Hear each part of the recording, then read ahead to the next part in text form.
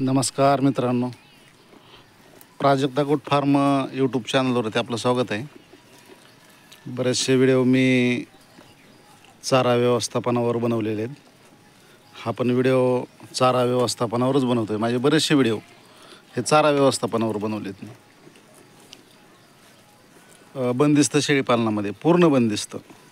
तुमचं जर शेळीपालन पूर्ण बंदिस्त असेल तर त्याच्यामध्ये सुका चारा उन्हाळ्याच्या दिवसामध्ये आज दिनांक साधारण 22 एप्रिल 2025चा कालावधी आहे. रखरखतं ऊन आणि उन्हाळ्याच्या दिवसामध्ये जितका तुम्हाला कोरडा चारा जमा करता येईल तितका कोरडा चारा जमा करून ठेवायचा. शेळी ही जात अशी आहे, दगड आणि माती हे दोन जर विषय सोडले किंवा हे दोन जर वस्तू सोडल्या तर काही खाते काही. तर तुम्हाला सांगायचा महत्त्वाचा विषय, काल आमच्या मित्रांचं उडदाचं काल उडीद केलं होतं 1 एकर. उन्हाळी उडीद म्हणतात त्याला. तर त्या उन्हाळ्या उडदामध्ये त्याला काय 5-6 कटे झालं उडीद. त्यामध्ये जे काही त्याचं फुलकट असतं उडदाचं फुलकट हे अतिशय चवीनं खातात बघा. हे शेळ्या अतिशय चवीनं, त्यांना कॅल्शियम वगैरे ह्यातून कदाचित चांगल्या प्रकारे भेटतं आहे आणि तुटून पडलेत त्याच्यावरती.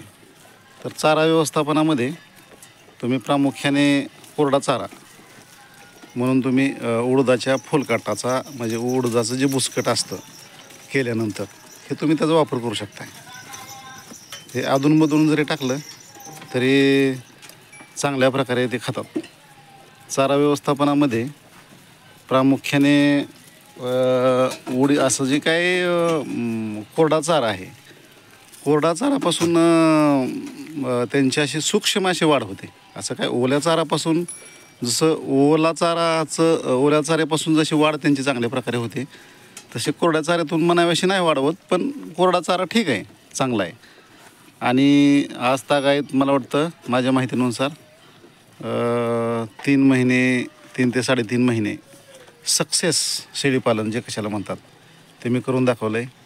विनामूल्य खर्च किंवा आज तागायतपर्यंत आज मितीपर्यंत 3 महिने झालं कसल्याही प्रकारे हे नाही केलेलं, म्हणजे खर्च नाही याच्यावरती की जुलाब लागलं किंवा पोट फुगलं आणि त्यापासून शेळीला त्रास झाला. आता थोडंफार ओल्या चारानं संडास पातळ होते नाही असं नाही, पण लगेच त्यांना सकाळ सकाळ कोरडा चारा ठेवायचा. माझं शेड्यूल तुम्हाला सांगतो.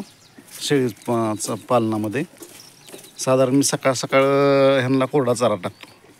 आत्ता वेळ आहे साधारण 7:30-8ची वेळ आहे. तर ह्याच्यामध्ये मी त्यांना कोरडा चारा टाकला. त्याच्यानंतर ओला चारा टाकतो. ओला चारा साधारण 12-1 वाजता ओला चारा टाकतो.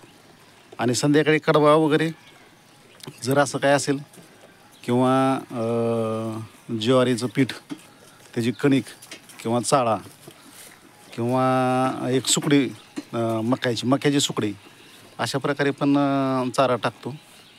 आणि त्याच्यापासून म्हणजे आता साधारण सांगायचं म्हणजे कुठलंही जे काय शेतामधलं जे काय कोरडा चारा जो काय तयार केला आहे किंवा आणला आहे मी, तर ते कसल्याही प्रकारे त्याचं काही साईड इफेक्ट नाही किंवा त्रास नाही, काही नाही. मस्तपैकी खातात, पाणी पितात आणि मस्तपैकी बसतात. अशा प्रकारे कोरडा चाऱ्याचं तुम्ही नियोजन करू शकता. कोरडा चारा पोषक असतो, त्यापासून काय म्हणजे त्रास व्हायचा विषय नाही.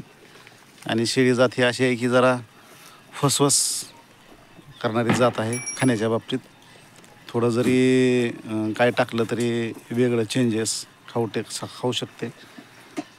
सक्सेस शेळीपालन जर तुम्हाला करायचं असेल ग्राउंड लेवलला झिरो बजेटनं ग्राउंड लेवलला तुम्ही शेळीपालन तुम्हाला करावं लागेल. विनामूल्य खर्च नाही झाला पाहिजे. किरकोळ वगळता खर्च झाला नाही पाहिजे, तर ते सक्सेस शेळीपालन आहे. आज मितीपर्यंत मी 1 रुपया खर्च केलेला नाही. फार तर हे रानामधून जे काय पावटा म्हणतात सोयाबीनचा किंवा उडदाचा मुगाचा किरकोळ लोकल भाडं वगैरे काय 200-250 रुपये असतं. अशा प्रकारे जो काही चारा आहे इथून म्हणजे रानापासून घरापर्यंत पोच करण्याचं जे काय साधन आहे त्याचं भाडं थोडं दिलेलं. याच्यापेक्षा माझा काही खर्च नाही आहे याच्यामध्ये. तर तुम्हाला परत सांगतो की उडदाचं बुसकट उडदाचं बुसकट हे अतिशय चवीनं खातात शेळ्या खूप. व्हिडिओ जर आवडला तर लाईक करा, शेअर करा, कमेंट करा. काय तुमचे काही विषय असतील तर मांडा. माझं गाव धोत्रे, तालुका बार्शी, जिल्हा सोलापूर. धन्यवाद.